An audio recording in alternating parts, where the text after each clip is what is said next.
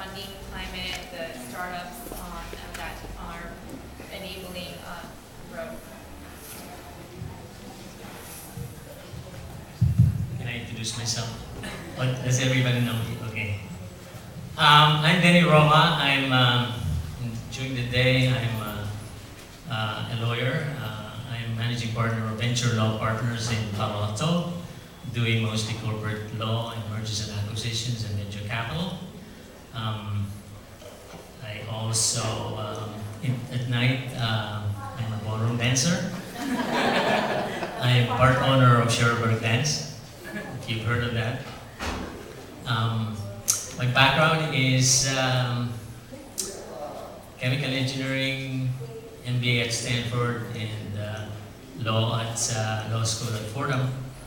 And I'm also treasurer and trustee of the Philippine Development Foundation. I work with Dado quite a bit.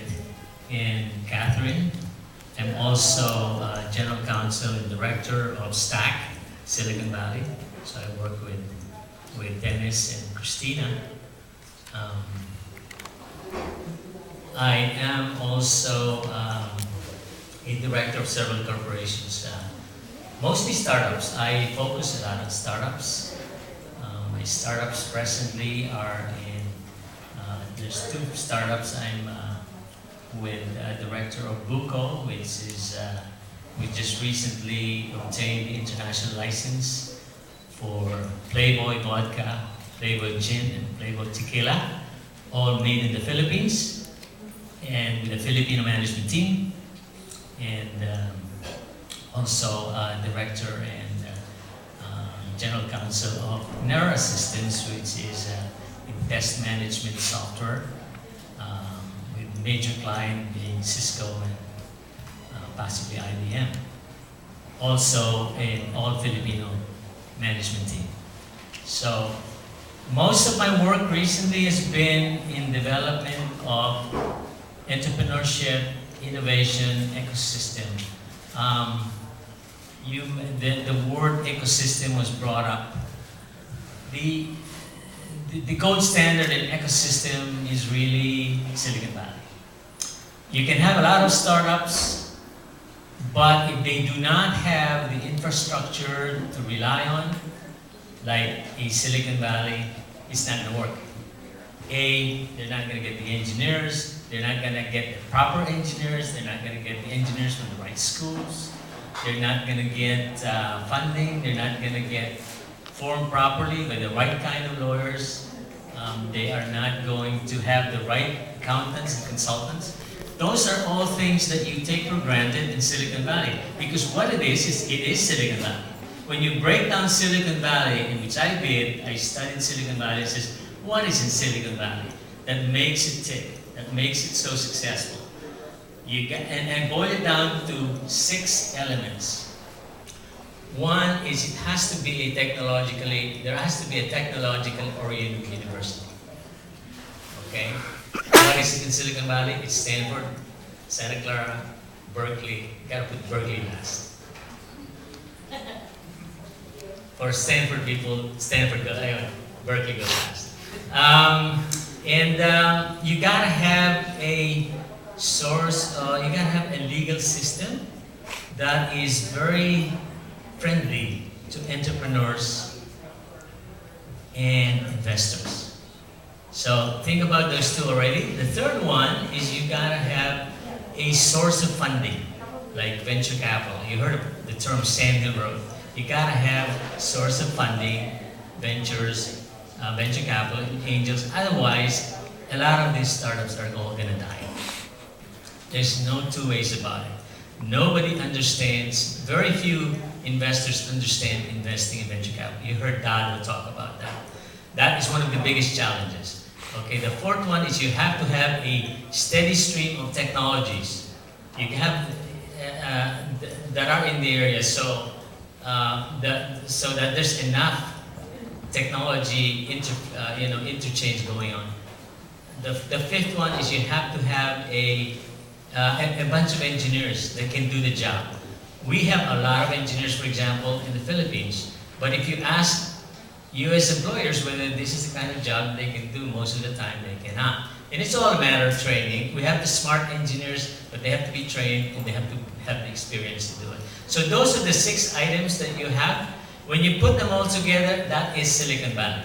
Now what I had tried to do is look at the Philippines and say, well, if this is the gold standard, it worked in Israel, it worked in Chile, it worked in Research Triangle, it worked in Massachusetts, can it work in the Philippines? Is it the question of just copying Silicon Valley and putting it in there? I think research and recent research shows that it doesn't work that way. It's not going to work because every country has its own culture. So what we need to do is bring elements of Silicon Valley to the Philippines that we know is going to mesh well with our culture. Okay? But you have to think about those 6 elements and say, okay, think of those 6 elements. How does that exist in the Philippines right now? Do we have the proper laws that are very friendly to startups and investors? And think about that. Do we have the right kind of engineers? Do we have the right kind of schools? Is our curriculum in engineering and science up to speed with some of the schools in the US? So those, I did a gap analysis of, where are the holes? If we get ambitious and we try to stick in Silicon Valley infrastructure in the Philippines, where are the holes? And I was surprised, there's plenty. There's plenty of holes. There's a lot of work to do, okay? So, now we're patient. You heard Dada say about we're gonna do it bit by bit. So I talk, when I go there, I talk to the legislators and say, okay, have you heard of the stock option plan? You know what? Stock option plans are not illegal in the Philippines. It's just not used. It's not understood. It's hard to motivate a Filipino engineer and tell them, I'm going to give you, 20,000 shares of stock. And they say, what's that? I gotta live first. I gotta eat first. So we have to make the engineers rich first. And hopefully that will start coming true. But it is not forbidden in the Philippines. You can have stock option plans. The companies just do not use it. So many of the companies that I bring over there, I say, we're going to do it the Silicon Valley way, and we're going to do it with stock options because we want those engineers to get rich. Because, in the Philippines, it's all gaya-gaya. If people see that the engineers are getting rich, it's not just the lawyers and the doctors, what do you think will happen? A lot more people are going to flock to the engineering schools. And if we train them well, that will form the balance that we're looking for in the ecosystem. So, given that context, our panel is the rise of the startups. There's been a lot of activity, right, in the Philippines. Maybe some of the rest of the panel, like for instance, myself, I've observed that even though we don't have everything in place that would make up, the likeness of a Silicon Valley, we have missing pieces. There's still a burgeoning startup community. I mean, I was there in March, and it was a buzz. I was invited to speak on a show with one of my other board members, Jojo Flores, Frankie Brink, who is Belgian, actually planted himself in the Philippines and is covering the startup scene in the Philippines, and it's called The Bobbery. And so you just go to thebobbery.com, you can hear it. He has a weekly session. He does a webcast where he records everybody there. And I was amazed that there was all this information that was on. And for me, it's an observation that there's this burgeoning startup scene. But I haven't really, I'm not there every day. So I'm as part of this panel, I'm also interested to hear. So what's going on? So there may not be stock option plans with all these companies yet. Yet there seems to be this buzz and energy, and maybe one of the other panelists could speak to that. I would say there's definitely a buzz in the Philippines, as there are in a lot of countries, about entrepreneurship and doing startups. And when we started caliber in January of 2012, two things did not exist, which came out a few months later. The first was IdeaSpace, which is a incubator run and owned by Smart and PLDT. And the second is Kickstart Ventures, which is funded up to $125,000 to several startups in the Philippines. And I think what you have there is at least the beginning of a seed stage funding environment to allow entrepreneurs, to allow engineers to take their ideas and to begin to validate them in a market that did not exist 16 months ago. So it was very, very difficult to find funding from people in the Philippines because there was no one to go to. At least now in the Philippines today, there are at least there's an IdeaSpace incubator, there's a Kickstart investor, Proud Cloud has launched Launch Garage, which is an even earlier stage incubator. So I think there's a lot of activity. I think what I'd like to see a little bit less of is that it can become a little factionalized because the two largest conglomerates, which are all also the two owners of the two largest mobile companies, are the ones who have the investment funds in startups. And I think the ecosystem is too small to be factional. We should all be working together to learn from each other, to be able to make sure that everyone can raise money if they are executing well, rather than trying to separate the startups and not allowing them to cross-pollinate.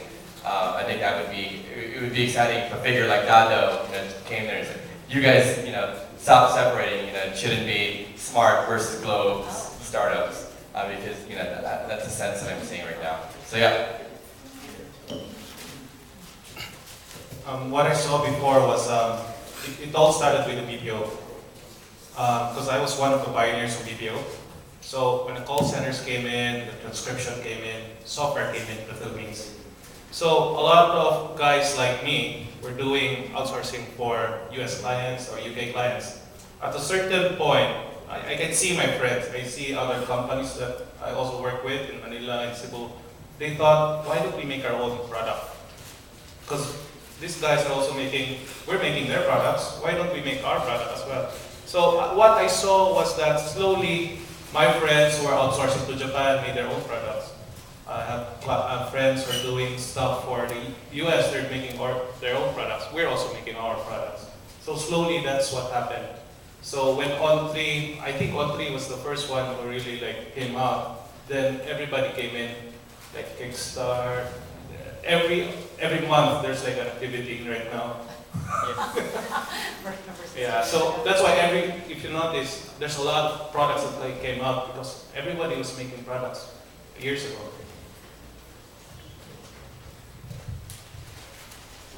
Okay, so I'll comment on that as well. So I'm Lisel Mendoza, and I am here for J-Way Group Inc.